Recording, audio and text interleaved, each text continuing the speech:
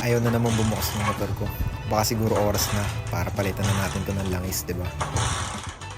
Check na natin agad. Bunutin nyo lang yung takip na yan. Tapos punasan muna natin yung mantika kasi hindi ganun mag-check ng langis. Pagkatapos, babalik nyo yun. Tsaka nyo uli bubunutin. Pero hindi nyo sasagad yung balik. Tapos check na natin. Pahid nyo uli. Ayan. Sara na muna natin ulit. Ito yung mga kailanganin natin. Kailangan natin pang pihit. Tapos yung dulo niyan, size 17 yan. Bago natin buksan yung ilalim, dapat tanggalin nyo to. Pihitin mo lang yan. Hayaan mo siya naka-open. Huwag mo na isasabi pare. Wala. Punta na tayo sa ilalim, tapos pipihitin nyo lang yung nut na yan. Huwag mo biglang tatanggalin pare kasi biglang tutulo sa kanya yun. Ganit yan.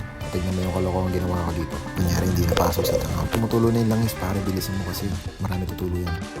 Habang hinihintay natin yun, ito, yung tornilyo na nahulog. Linisin lang natin itong mahigi. Punas-punasan natin. Tanggalin yung mga putik, diba? Tip lang din pala habang pinapatuloy nyo yung langis, try nyo alug-alugin yung motor para talagang masimot lahat ng langis na nasa loob, diba? Kaya ganyan, okay na. Tabi na muna natin to pare. Babalikan natin yung tornilyo kanina na tinanggal natin. I-shoot mo lang yung screw pan. Sige, suksok mo. Angas yan, pilit-pilit mo lang. Tapos gagamitan na uli natin ng tool. Huwag mo gaano kaipitan, baka di mo na matanggal yan. Ito yung gagamitin nila natin yung langis. Shell Advance. 20W40 yan. Yan talaga yung mga pang manual. Buksan na natin pare. Tapos butasin natin yung sticker sa loob. Hambang yan. Solid yan pare. Dahil wala akong panel, maglalagay na lang tayo ng karton. Yan.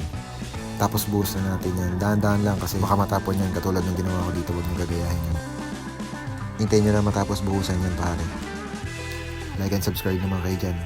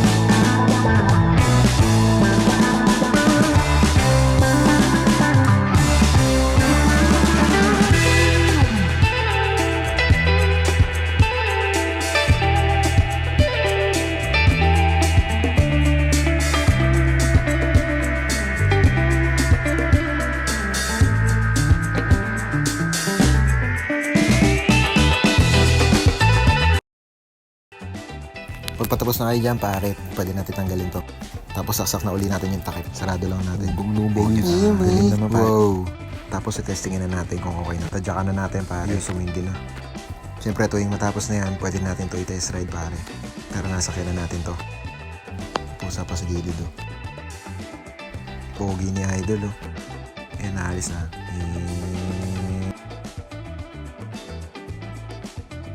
Tapos na, okay na.